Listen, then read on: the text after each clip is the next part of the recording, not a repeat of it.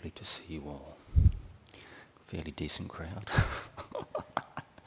So a topic I thought of a couple of days ago, which may be relevant to you people, is the effects of meditation on the mind and body. So, as you understand, the mind and body is like an independent.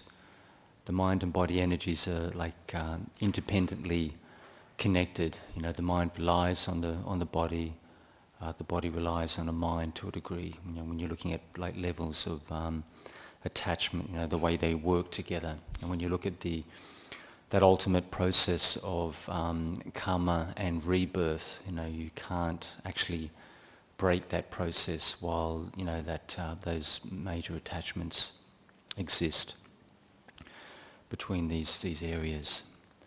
And so I'll start with the body component, the way the meditation practice, you know, affects the body process, affects one's personal energies, affects one's health, and even like small things like, you know, chi and disease process, and you know, within this kind of framework, anything which is actually physical, tangible, connected with this body, which meditation has a positive impact on.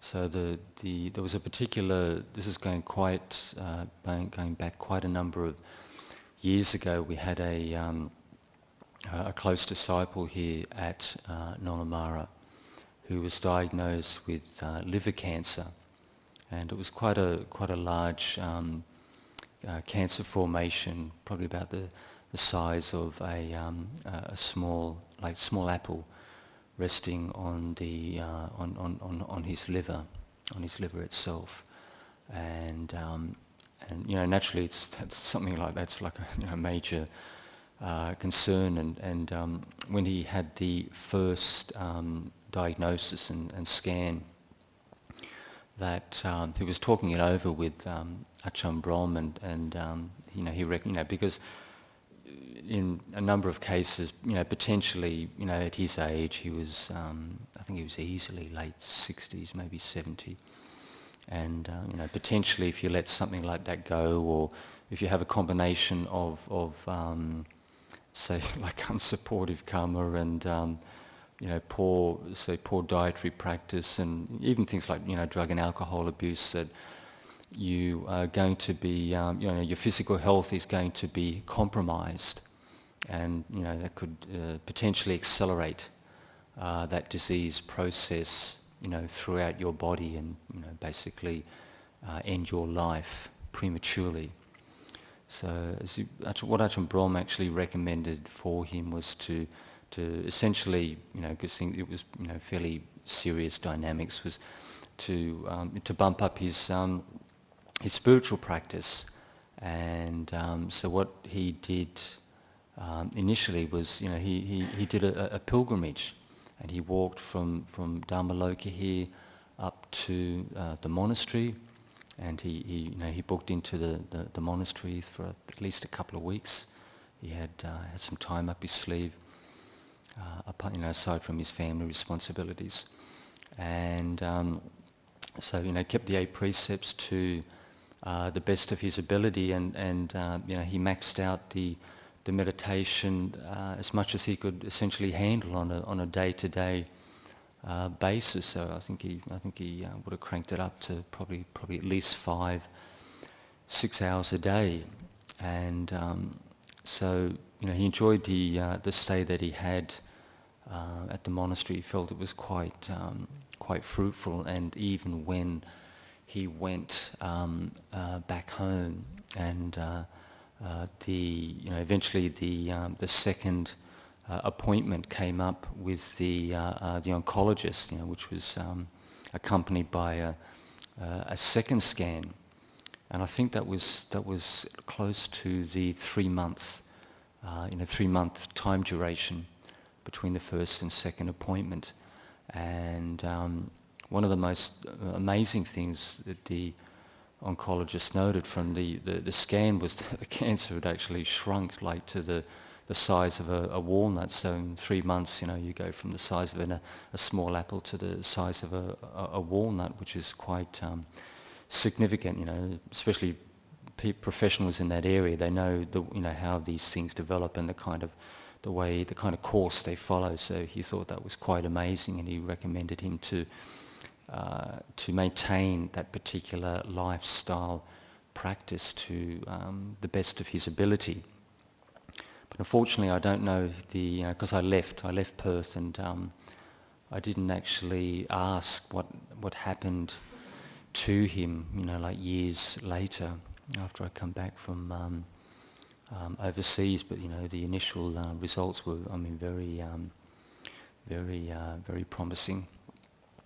So when we look at the power of meditation on the bodily process, when we look at extreme cases, like cancer and tumours, and then even middle-ranked disease processes, even things like say like skin conditions and allergies, being sensitive to certain even chemicals, and having like say food intolerances, this type of thing.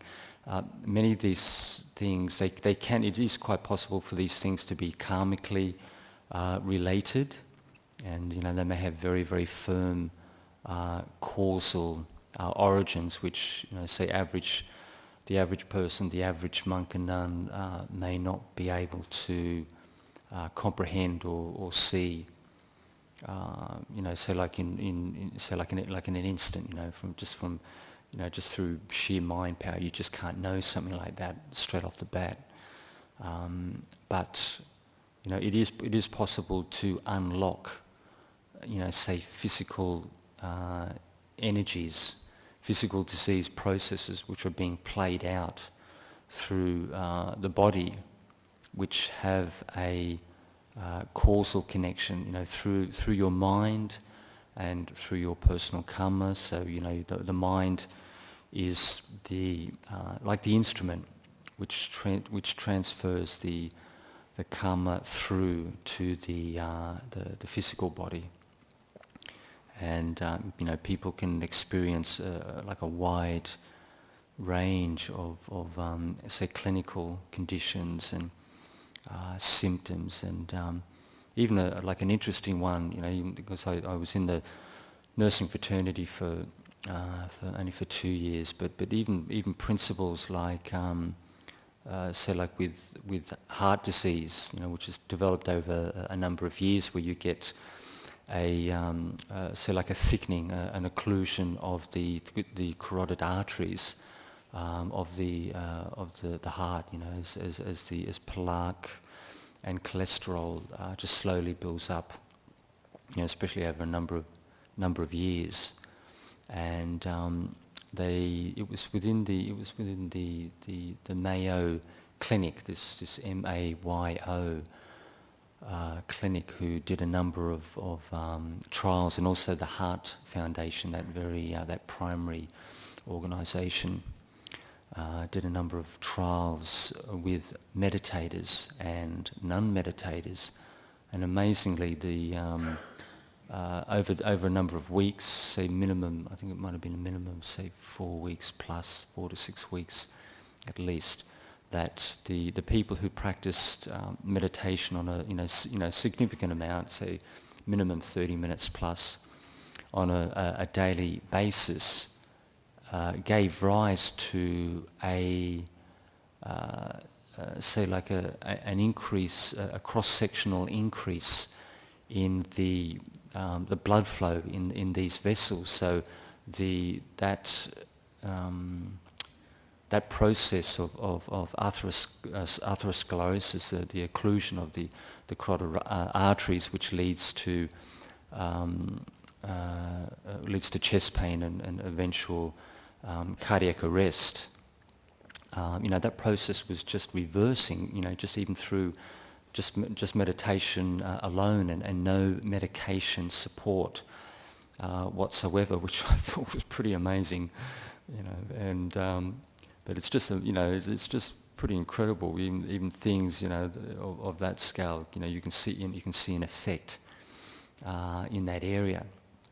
And one thing that people may actually experience for themselves personally is that as one develops one's meditation practice on a daily basis, consistently over time, over weeks and months, that if one has, quite significant, say like disease process or different symptoms in particular areas, it can even be like, say, like nervous system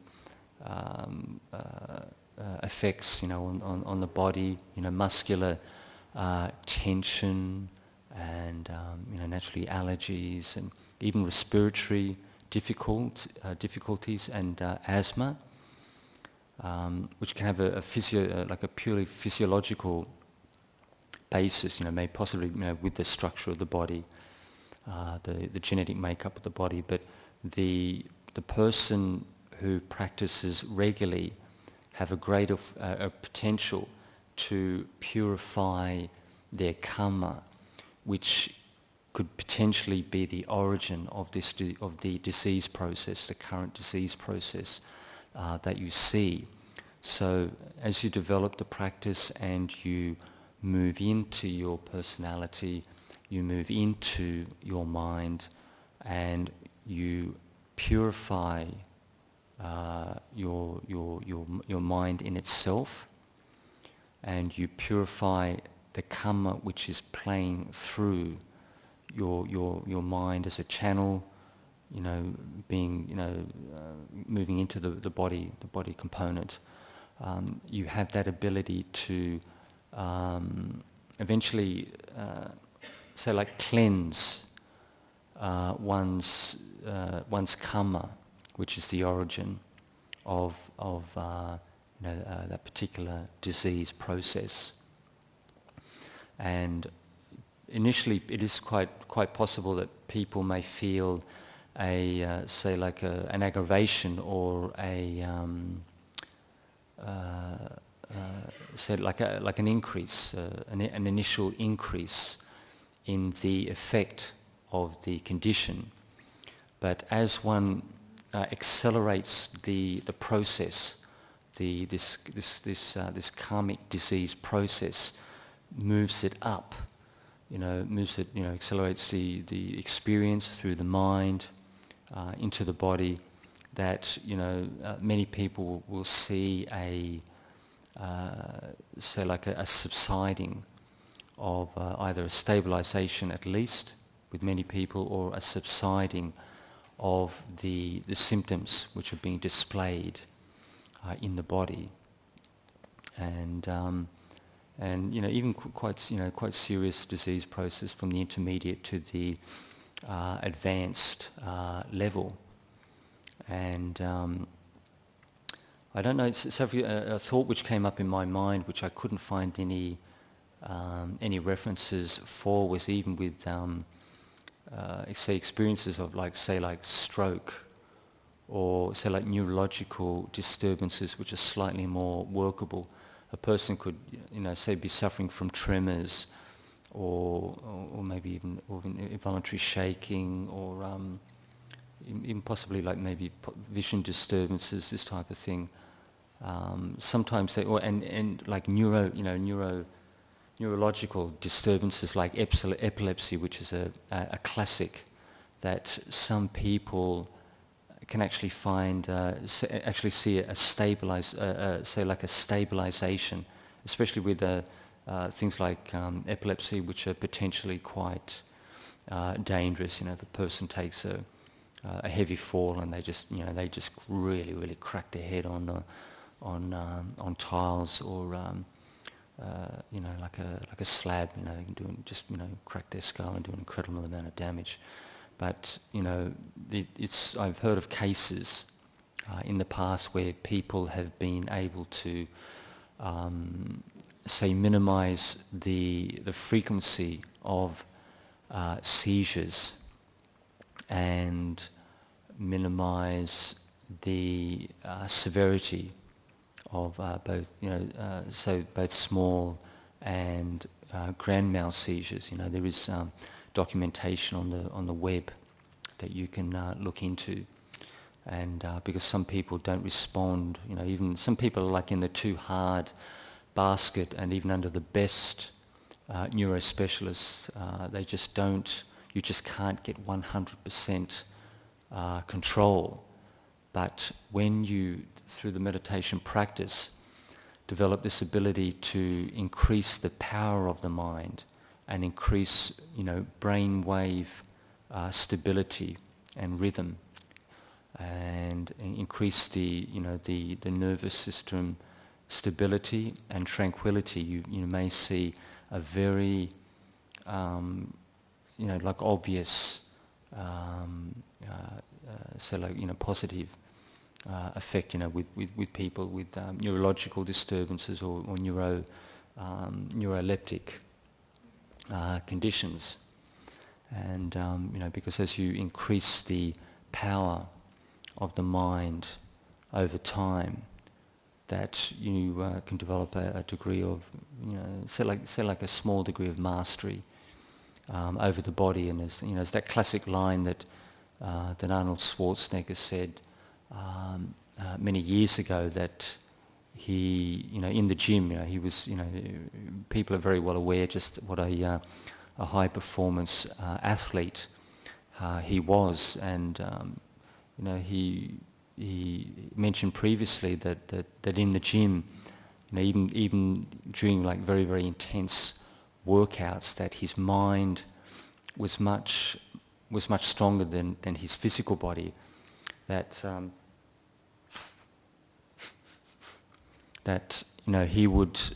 he could push himself to the point where he would almost physically pass out. And he wasn't actually afraid within himself to actually pass out during very, very strenuous sets in the gym, because he was so highly motivated, was so driven to succeed within the bodybuilding fraternity.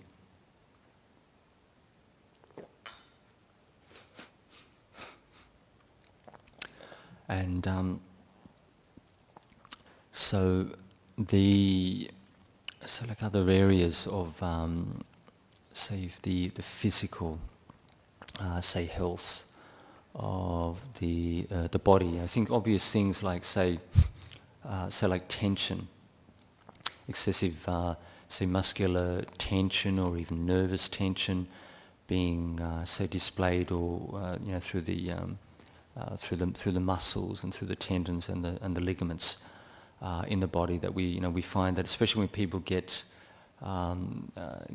stressed or they're under say like emotional pressure, if we don't have this ability to resolve those energies or work those energies out of one's system, that the actual tension, the emotional tension can get locked up in the physical structure of the body. And so this is so both mental, emotional tension being locked up in the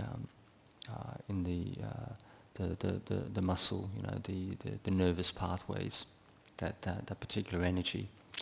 And by developing the relaxation and tranquility of mind, that will actually display itself in the body as well. And one thing that people do see, and there's also a link to Qi Kung in this regard, that when a person develops the practice on a regular basis, that the flow of qi, both the intensity and the quality of the qi, tends to increase with meditation practice. And because as the physical body relaxes, the physical energy tends to run more smoothly through the chi networks and meridians in the physical body. And Chi Kung masters will tell you that when pain arises in the body, that's a very strong, within their understanding, a strong indication that energy is actually blocked at that point. And when they're say working with people and treating people, that they focus on exercises which open up and force, probably in a more gentle way, force energy through those networks and to unblock the particular channels, because I've seen it documented that they say not only physical pain, but physical diseases, like classics like like cancer or something of similar category or severity that can display itself in that particular part of the body. And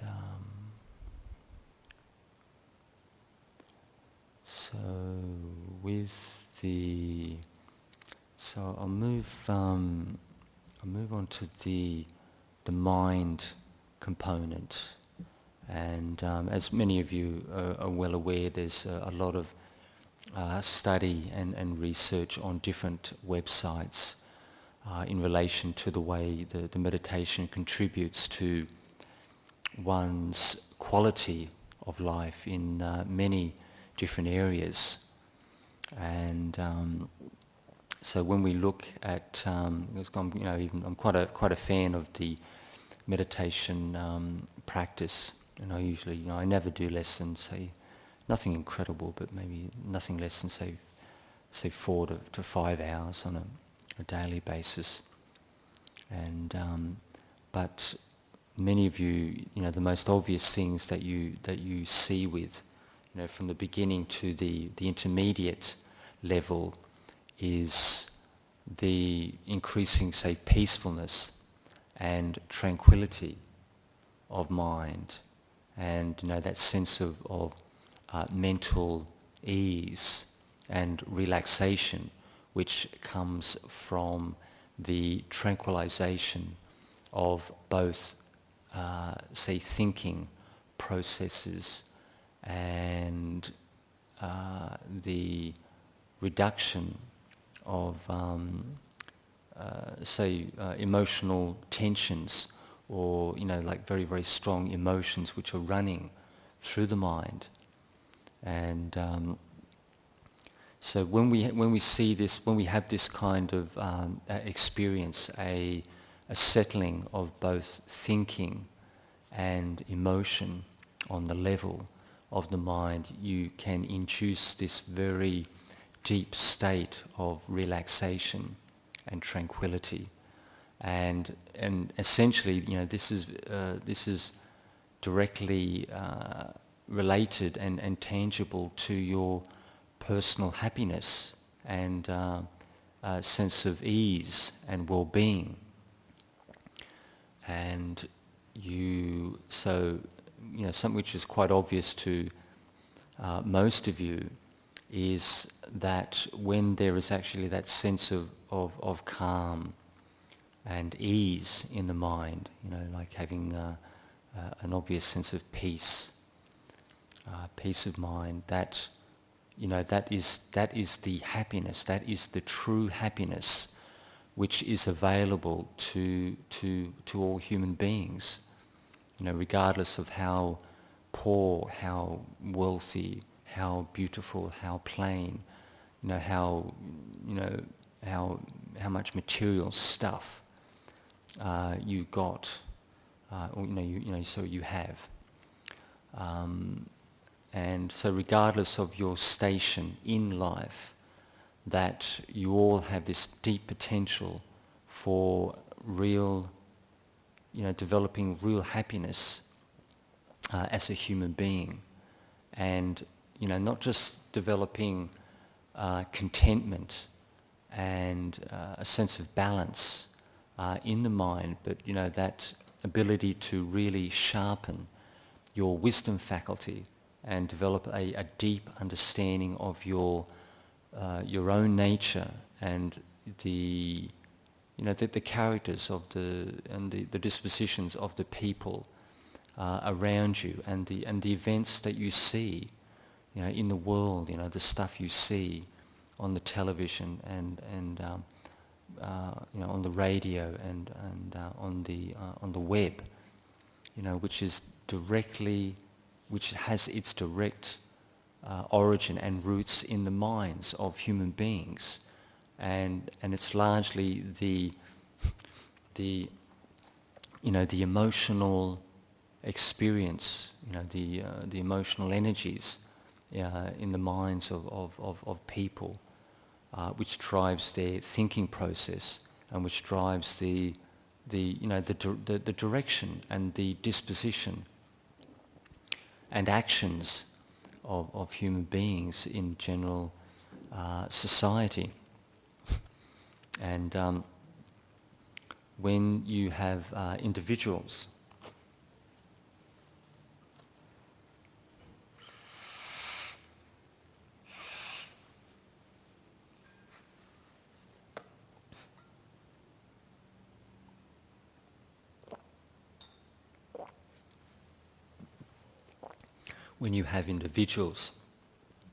who are hopefully successful meditators and reasonably peaceful, calm, tolerant individuals, that they are like they are the jewels. They are the jewels of the human population. These are the people who go through their lives and essentially inflict the minimum level of collateral damage on the human population, both on the community level and international. So, that principle of the wisdom component, really cuts the ice, because when you look what's actually going on around the world, and these incredibly intelligent people that we see in the political arena or within the armed forces, especially those two categories. You have people who are moving in a direction which is not necessarily beneficial to the rest of both maybe the general population, like far either far or near. But having the Buddha's say exposition on the development of a human being. If you have just one individual, say for example, this kind of thing is not to be underestimated. You have one individual within say like a factory or a business or an office who's very peaceful, tolerant, kind, easygoing, and they've got a real tangible sense of happiness. They're a person who is genuinely, happy within themselves. And this is not to be underestimated, because all of you know all the different ways that we can essentially gratify and essentially gratify ourselves on whatever level. But if you want, if you're looking for the real deal, if you want something which is really deep and profound and tangible, that meditation is the key to accessing those very deep states of mind, both on the level of peacefulness and wisdom. And so, as we develop the the practice? What other areas do we see, like outside of, just say emotional well-being? What else do we actually see in our day-to-day experience? So, naturally, if you're looking at the testing ground, so like your work environment, it's all very nice to be peaceful, on the cushion, but what, how do people respond when they're really under pressure? If you really want to see the quality of a person, the quality of a character, the strength of their practice. That's when when they're under pressure and things are difficult, and when you go home, and your mum and dad's completely against you. They want you out of robes, so you've got your maybe your brother is just going right off at you when he drinks, or you suspect that he might be using meth because he's going really nuts.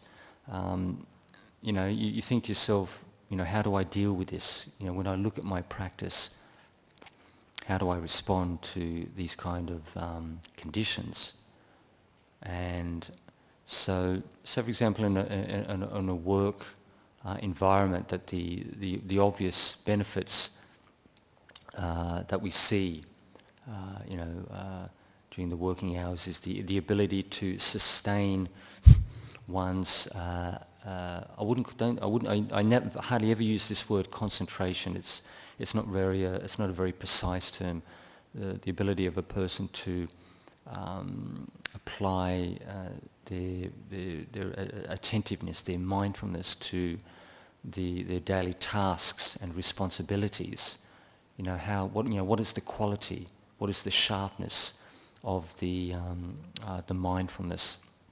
Attention to detail, the ability to sustain focus even in the midst of distraction and noise and incoming emails and phone calls and this and that. How quickly can you switch?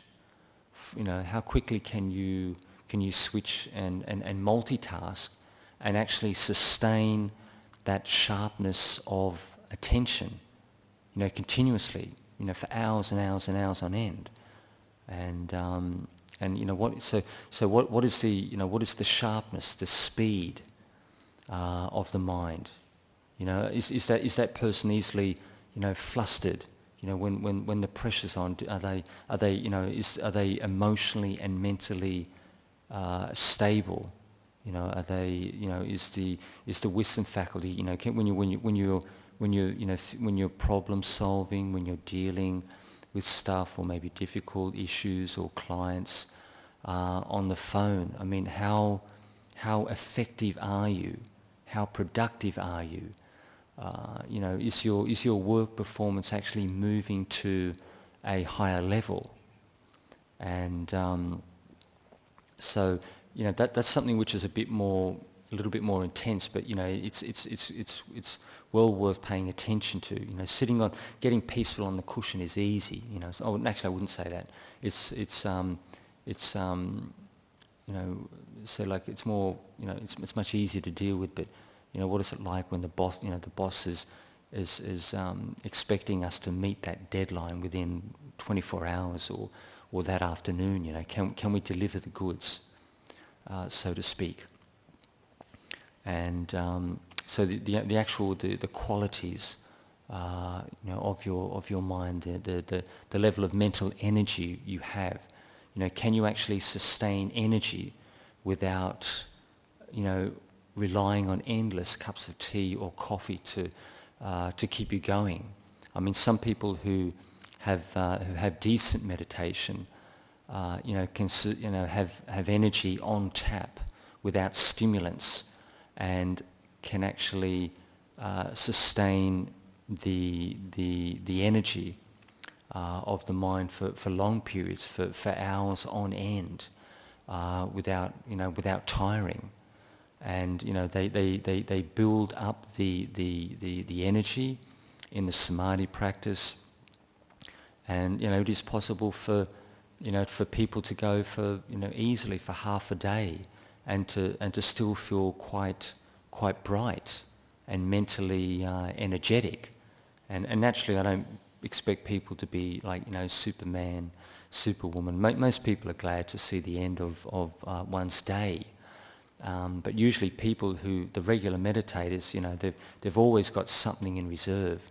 If you push them to do 12 hours, 14, 16 hours a day, they can do it. They can do it every second day, and they can do it for weeks on end, without just falling exhausted into bed. Just through the drain of one's work. So also in other areas, a thought which came up was the advantages that students see, especially like international students and college and university students who may have time to do practice for maybe 20 minutes, 30 minutes a day. What kind of results do they see when they're in their classroom, face-to-face lectures or the library? The most, the obvious signs they see are increased attention span. So, the ability to sustain one's focus in a lecture format, to sustain the quality of one's attention. So, one can pay attention, but what is the quality of the attention? How sharp is the mindfulness? How attentiveness? Are you giving 100%, or have you got this kind of laxy-daisy, maybe 40, 50? I'm paying attention, but I'm not really listening. I'm half there. I'm looking at you, I'm listening, but I'm not giving it absolutely everything. Like full mind power, which is quite a tall order. But people who've got really, really, really good meditation, when you chit chat with them, they are focused, absolute minimum, 90-95% of everything they've got. And when they hear everything, not just the words, but the full emotional experience that you convey on a moment-to-moment basis. And they see you as a person to a very deep level, not just a surface personality, but they see they see the teenager, they see the child in that person, in that adult, in that person 60, 70, 80 years of age. They can see the child, the 12, 13-year-old child who was traumatized, who was kicked out of home, and that's the kind of depth and sort of profundity of samadhi when you're actually looking deeply into another person's nature when you engage them. And so with other principles which students can experience is naturally the sharpening of the sense faculties, but also the sharpening of one's insight capability. So naturally, this is something which is very, very useful when you have, say, like a lecturer. And most lecturers are experienced professionals. They are people who've been giving academic deliveries, been giving tutorials, substantial talks and essays. Minimum 30, 45 minutes, an hour at a stretch on a regular basis. Any experienced academic tutor, who's at the university level, these people are skilled in giving talks. And so, for example, you have a student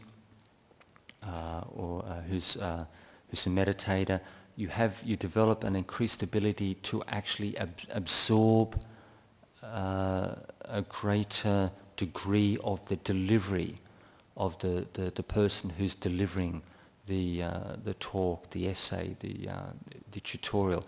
So both on a surface and on a more deeper, intuitive, feely kind of basis, you get a greater sense of what the teacher or the lecturer is trying to convey. These people are professionals. They're expected to know their subject to quite a deep level. Much deeper than the average of any person like walking the street. And so, by having that sharpness of senses, of faculty, that you've got the ability to actually take in, far more of that person's delivery to gain the benefit of what that person is trying to convey to you. So essentially, you're getting more of the goods. If you've got a person who's a regular meditator, a person who's got no mindfulness training at all, that the meditator will actually have a greater sensitivity and awareness of the lecturer's delivery, so to speak. And so with another, say, facet which comes to mind is the mental health fraternity.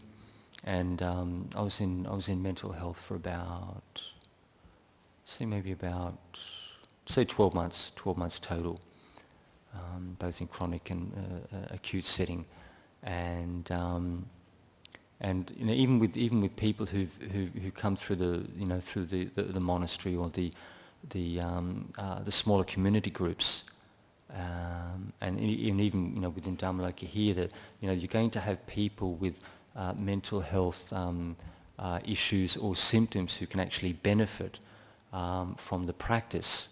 And naturally, you need to be a little bit more careful with people who have say maybe quite pronounced say like emotional difficulties, or say like irregularities in the thinking process, or delusions, or paranoia, or potentials for psychosis. If I have anyone, if I have somebody who's with symptoms, who's interested in learning the practice, I always tend to keep a fairly close eye on them. I just don't teach, give them tools and techniques for meditation and then just leave them to their own devices, because it's like it's like it can, for some people it can be like opening the devil's workshop. That person is going into their their mindset, and if it's a little bit hocus pocus in there, if it's not particularly stable, initially the symptoms may possibly be exacerbated. So you try to relay techniques which give like reasonably good results over time, and things like like loving kindness and compassion are quite safe. The breath meditation is like reasonably safe, but I always like check in with people, make sure they're okay, they're within a safe range, because as some of you know, that the top consulting psychiatrist from the Metta Clinic in Sydney that I had a chit chat with many years ago, he would not teach his clients meditation, even though he'd been a practicing Buddhist and a meditator for 30 years, and because there are potential dangers. Some people can, potentially they can become more deluded.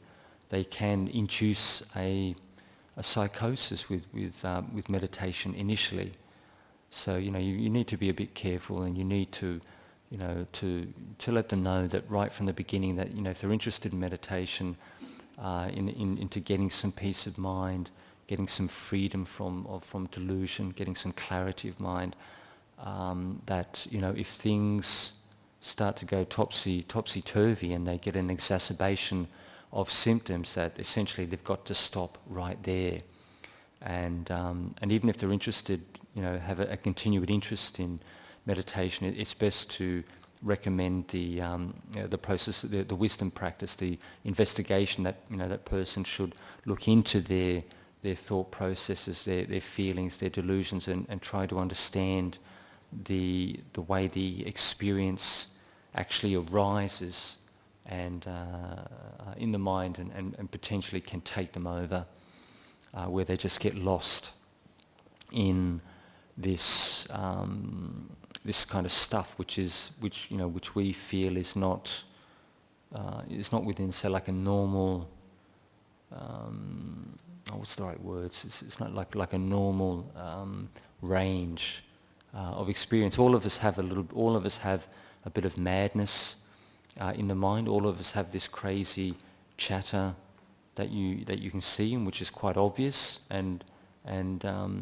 But the person with say paranoid schizophrenia or delusions or this or that activity is like right in their face, and it's so strong that they don't have any distance from it, and it can just take them right over, so they just get lost in this stuff. And even within my own mind, I can just look at this stuff, but I've got lots of space between me and this kind of crazy chatter, and I can settle it. I can settle my mind like reasonably quick. But the average, the person with mental health issues, they can get completely lost in this material. But things like loving kindness and compassion are very, very safe. If you've got someone who's even like really intense, but they're interested in practice, this kind of practice is quite safe. Radiating loving feelings towards oneself, towards other people. So and compassion, very, very strong feelings of compassion for oneself and for others. It develops this very positive, altruistic, soft and supportive kind of mindset, and it's reasonably safe. I've never heard of anyone who'd gone completely nuts or completely spacco on compassion meditation. And it helps that kind of principle, loving kindness and compassion. It helps to shape the mind and shape the emotional experience of the person, which is the driving force, which is the energy which drives your thought processes. And so let me think now.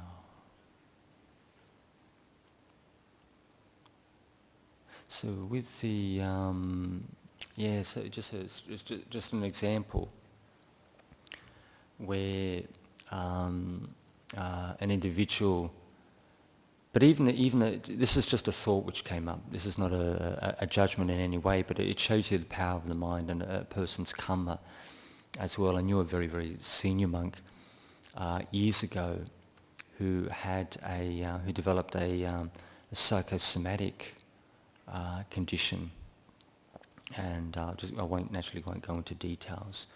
And this person was a very experienced meditator and been teaching for a number of years, and very very familiar with people's difficulties and their personal issues, and would counsel people, and was teaching full time, and that person was actually afflicted by a psychosomatic condition which essentially didn't leave him and persisted for months, and actually started to impinge and affect the quality of his meditation practice. And this is very much a key principle, especially with the monastics, that when the quality of the meditation is quite good, you can die in the robes. if the meditation, it's like the weak link, in the chain. When you look at the attributes, the qualities of your life, both on the lay level, within the monastic form, and especially with the monastics who say ordain in a meditative tradition. The meditation in itself, on both sides, both on the level of samadhi and insight, it's quite crucial. And when the meditation starts to fall apart, that's when people start to die in the robes. I used that kind of word to convey a sense of that.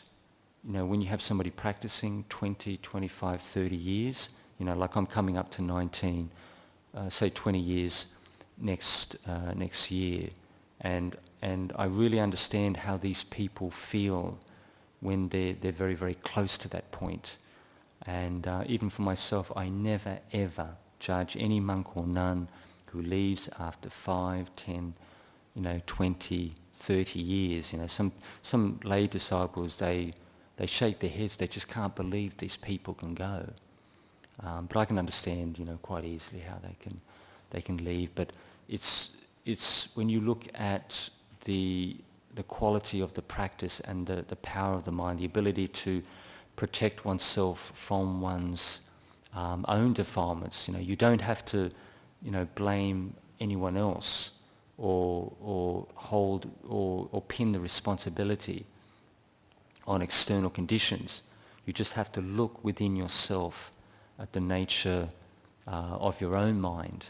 And whether you're a lay practitioner, whether you're a monastic, regardless of if it's quite an intense experience at the intermediate or the high level, that your mind experience, the supporting faculties that you've developed within your mind will dictate whether you are going to cut the ice or whether you're going to fall apart or look for assistance maybe in another area. Because a lady told me the other day, she's a regular meditator, but she was going through some very, very some heavy issues with her daughter, and this lady's training to be a counsellor, and she's very well clued in, but it was getting a little bit too heavy, and she pulled some people in. She was quite prepared to go to professionals for advice and support, and she was able to smooth that particular experience over within a short space of time. So as we, on the level of the mind, as we develop the practice, one thing that you actually see, as with the increasing refinement of your faculties, it might sound a little bit funny to you, that you might it's something you might expect with the monastics, for the monastics to develop some refinement of mind, to develop some purity of mind, and you people would actually expect that. Where the monks and nuns are supposed to be like professional meditators, and so, but with the lay disciples, it's something which is also tangible for yourself. As you develop this very basic practice, the breath meditation, it could be loving kindness, obviously, and could be mantra meditation, that you are going to see an increase in the refinement of both the mind faculties and your emotional experience. So when you actually look within yourself, from this, say, the very, very simple breath meditation, you can develop say like half a dozen of refined underlying qualities, things like patience, naturally kindness, compassion, equanimity, things like tolerance, and the ability to actually listen and to take a person's experience in when you engage people. So there's a number of there's easily a couple more which don't come to mind at the moment, but you're looking at like an increase in the and refinement in the emotional qualities of the person, and that's something I see with people who've come to the monastery who are maybe quite irritable or angry, but they persevere, and then 6 months later, 12 months later, you see this relatively smiling, happy person who's relaxed and at ease, and they're actually comfortable with themselves and their family, their children. They notice this quite they see this quite clearly as the months go by with the practice. So over time this increasing refinement and sensitivity, increased like understanding and wisdom faculty of the mind, and gradually, so as we develop these core foundation principles, all these foundation principles are orientated and they are geared to take you to the highest level of the practice, and essentially, you're moving and you're working towards the breakthrough. Hopefully, the enlightenment stages. All the work that you put in on a day-to-day basis. The precepts, and the chanting, the generosity, the meditation practice, developing insight, developing wisdom. This is all moving towards supporting you towards breaking through to the enlightenment stages, to these very, very profound insights, which will essentially sever and shorten this rebirth process in samsara. So I'll end the talk right there, and if I can open the floor to questions or arguments or whatever, please feel free.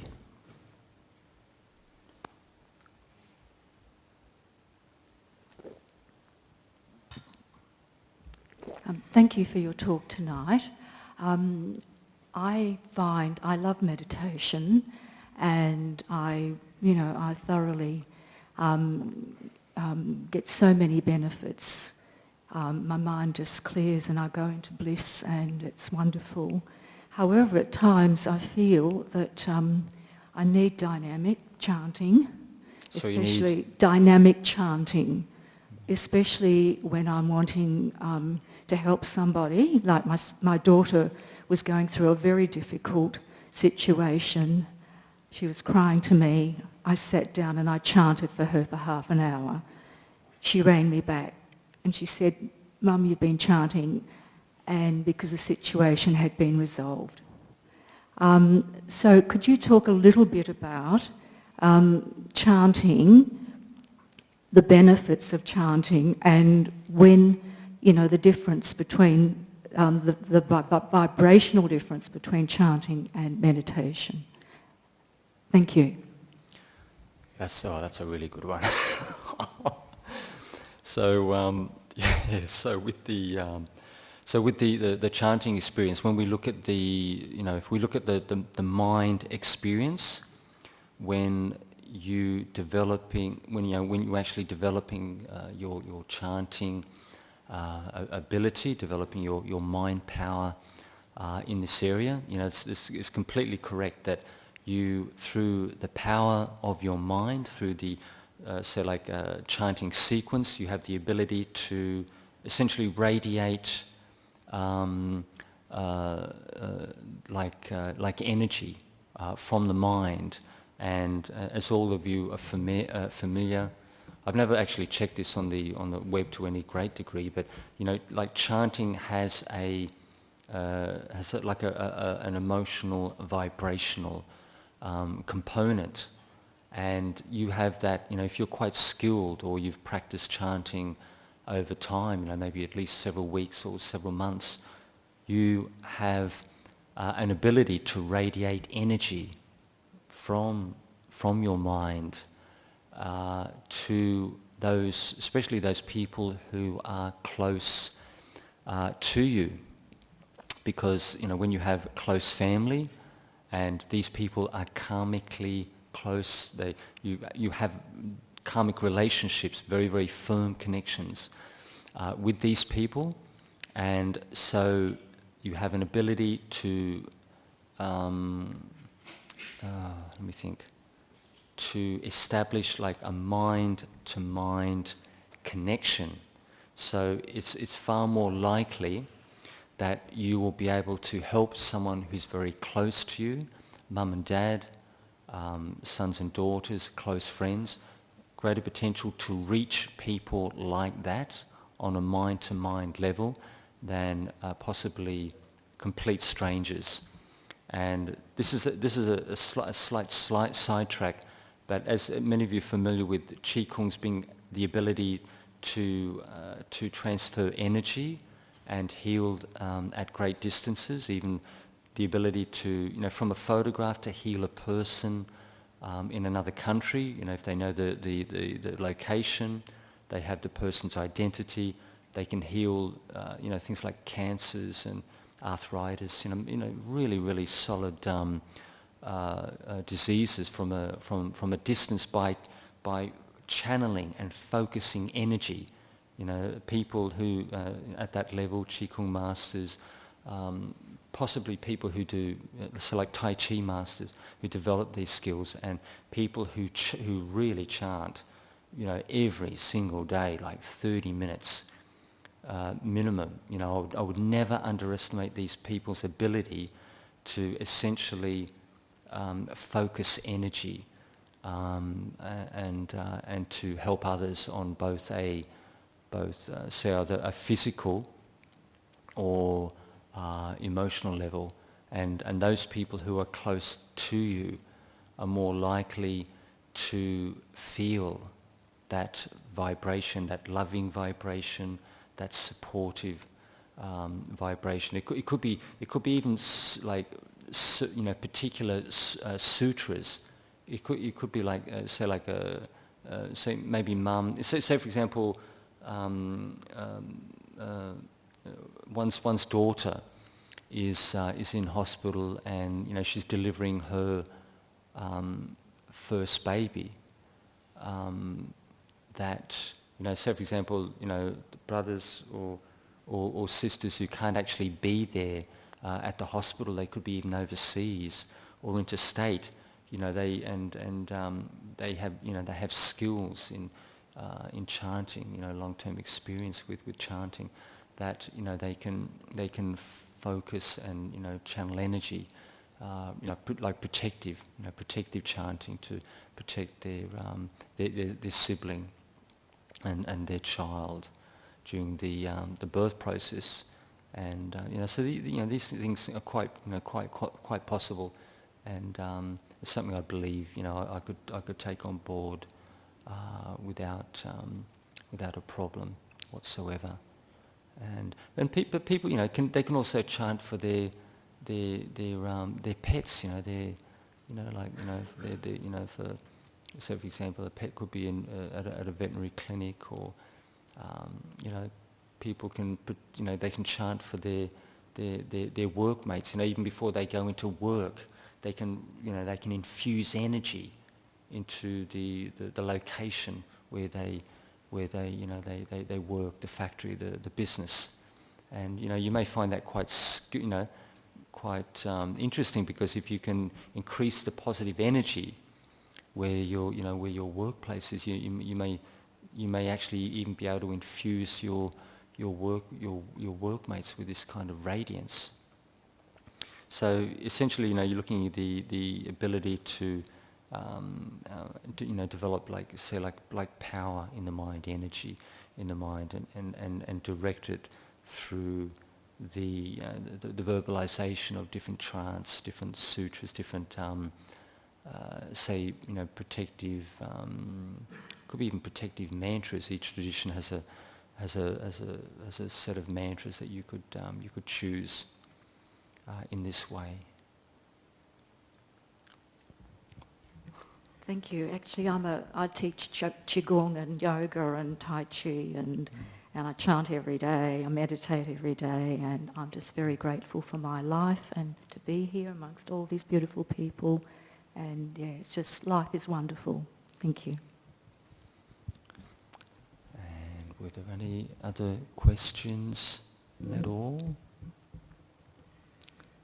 Okey-doke. So I'll just have a quick.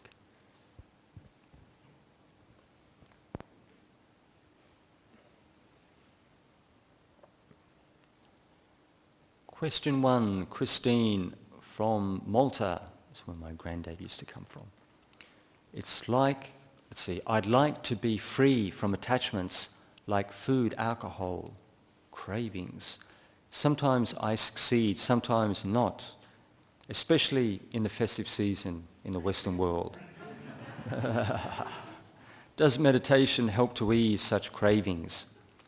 So, yeah, it certainly would, but it may take a bit of time to kick in. It depends on your personality and how strong the desires are, but meditation does help to ease and settle desires to a small degree. I never ever underestimate the power of sensual desire, because this is what really drives human beings, and drives the world. It spins the world, but you should easily see some relief. Say, for example, you knew you were going to like a party, and you knew people they were really going to hit the wine, the spirits, the beers, and massive, really, really like deluxe buffet with everything there, and you knew within yourself, you had to be very, very careful with the alcohol, and just go a bit steady with the calories, because you might be a little bit tubby.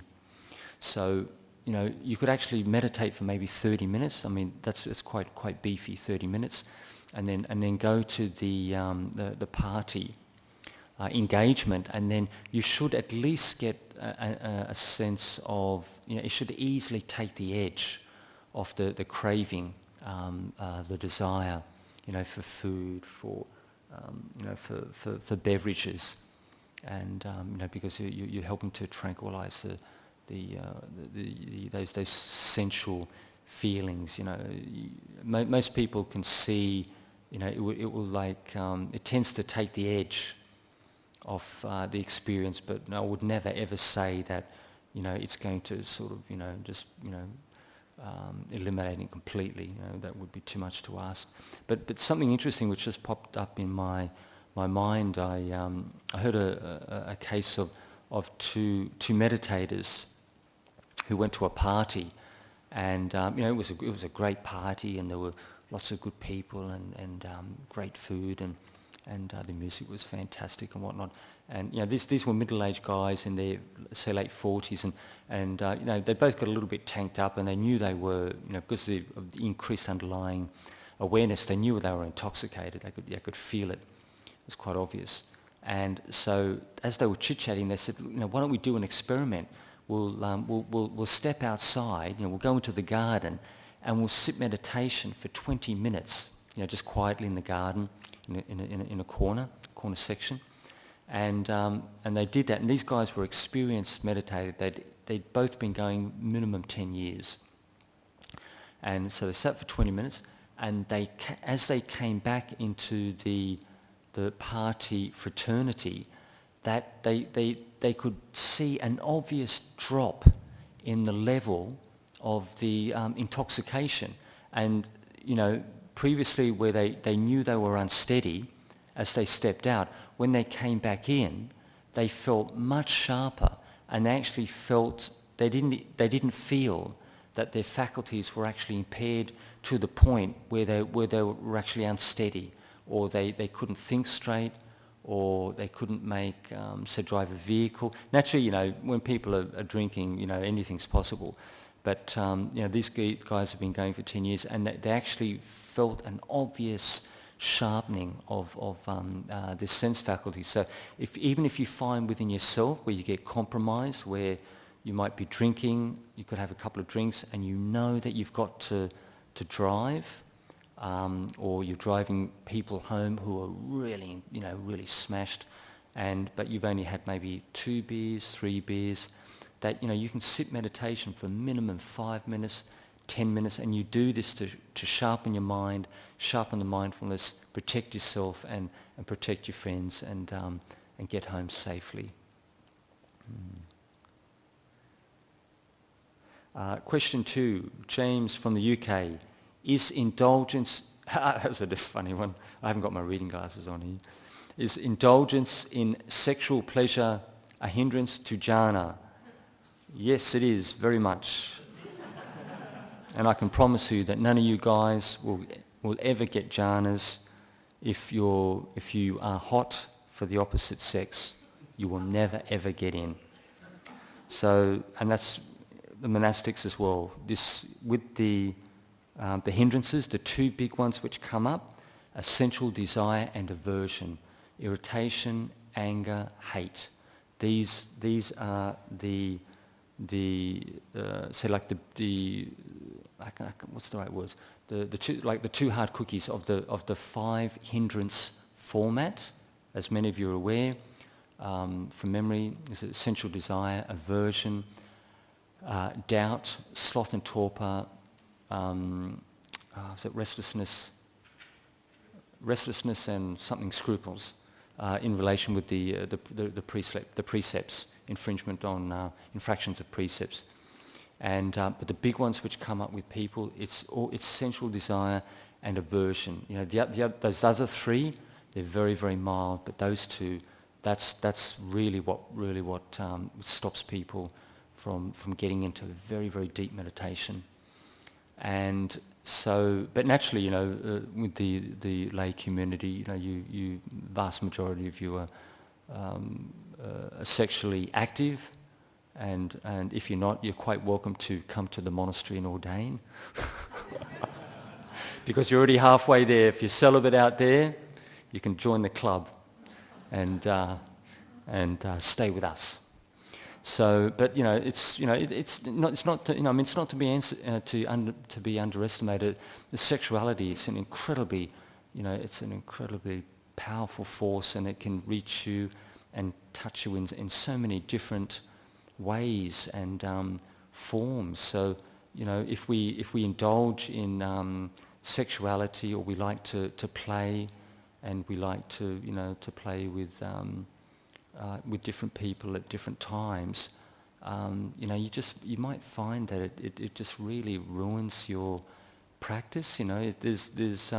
It's much more conducive, that you find someone who's really, really compatible with you, and whose company you really enjoy. You not only you enjoy the person intellectually, emotionally, and in addition to sexuality, but to have a person who really fits the big picture. But playing around, that really will destroy your practice, because it's not just the sexuality, but it's also the worry and the concern, with your precepts, and the worry and concern that you could, get HIV, or you could get gonorrhea, or syphilis, or all sorts of nasty, UTIs. So. And if their partners find out, if they're married people, or you don't really know this person's background. They could be a drug user. They could have hepatitis. You know, you really don't know what you're getting if you pick people up on the web. And you could be a very, very good person, a bit free and easy, but you could just get unlucky and get some very, very nasty disease process which persists. So yeah, personality avoider. If you're a person it's quite perfectly normal. You want relationships with the opposite sex. I mean, just try to find someone who's very close to your own level, who's a meditator, who's a Buddhist, who likes to do the things that you do. And and you can form a strong connection through shared interests, and then really get to know that person and share your life with that person. So, were there any other questions at all before I pass it over to this young lady here?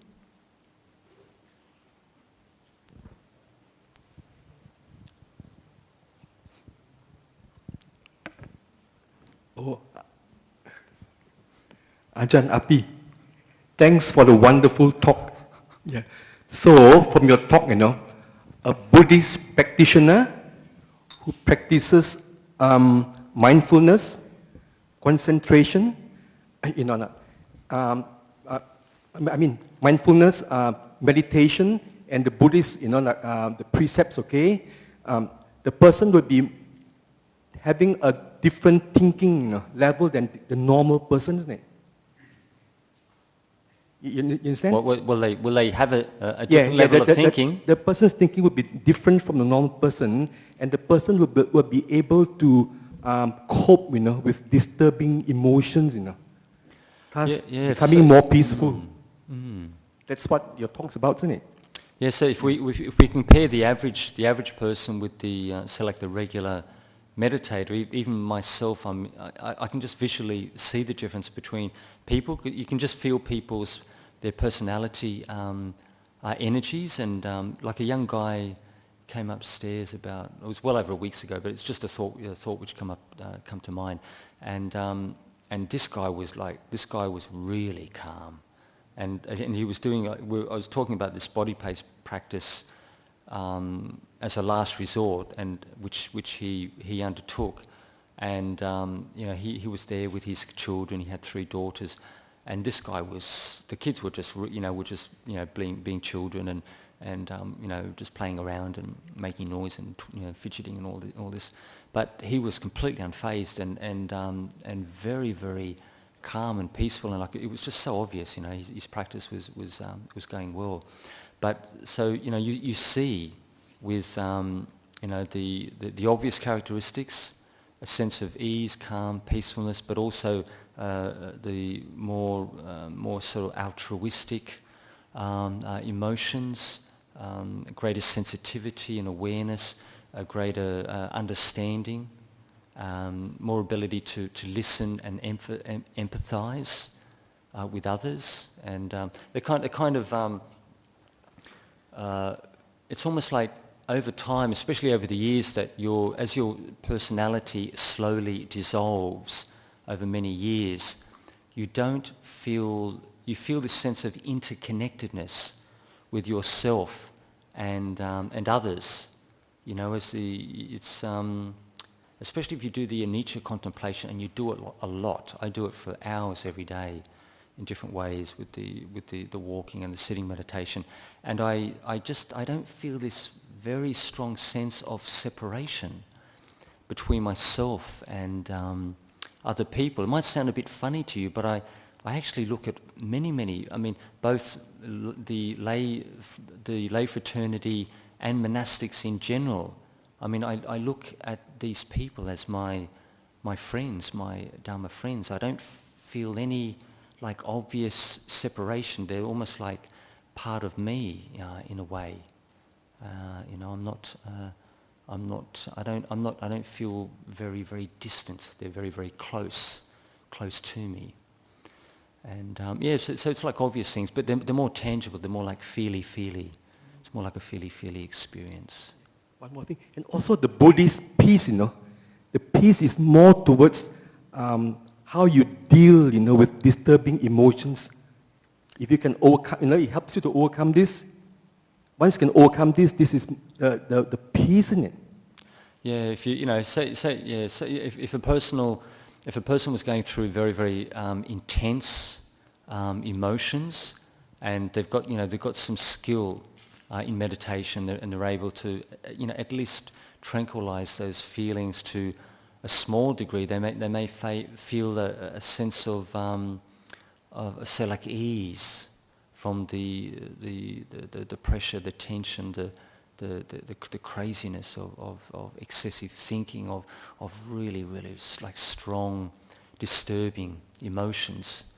So especially with meditation, I always put emphasis on skill. Using meditation like as a tool in different ways.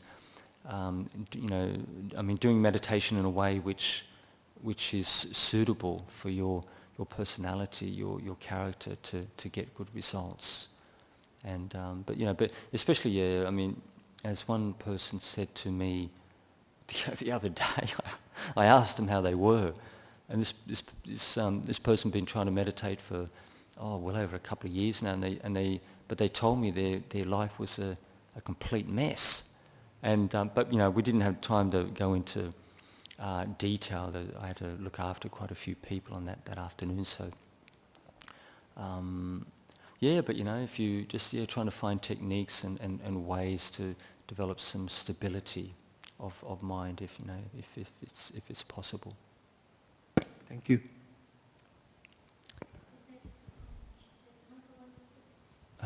Where's the mic? We got a mic?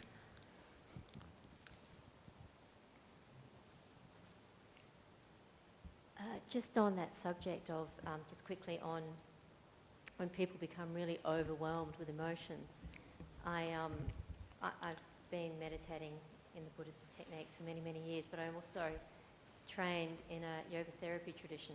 And one of the really interesting things that was part of the practice was with ourselves sometimes, but also with others, is if they're very overwhelmed with emotions and they can't sit in meditation, and even sometimes experienced meditators can have problems with that, it's suggested that they go somewhere to unpack.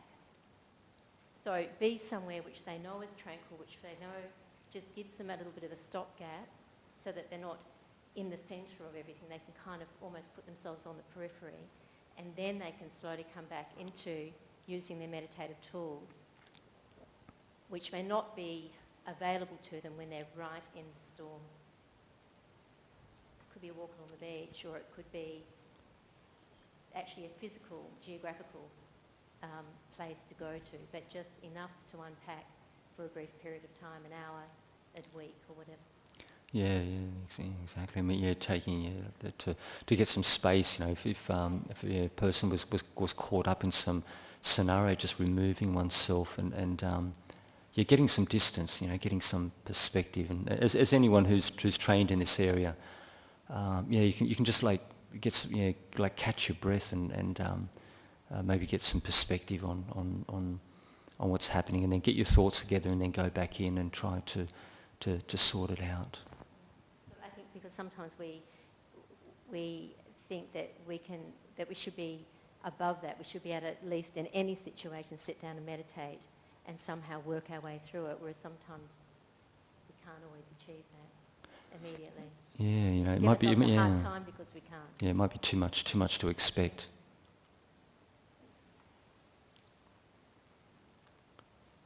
Okay, I think we might be finished, so we'll call it an evening.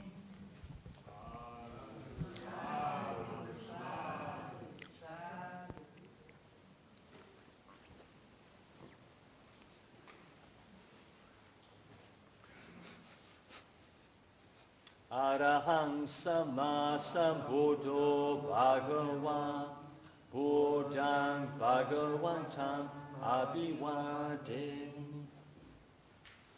Swakato Bhagavata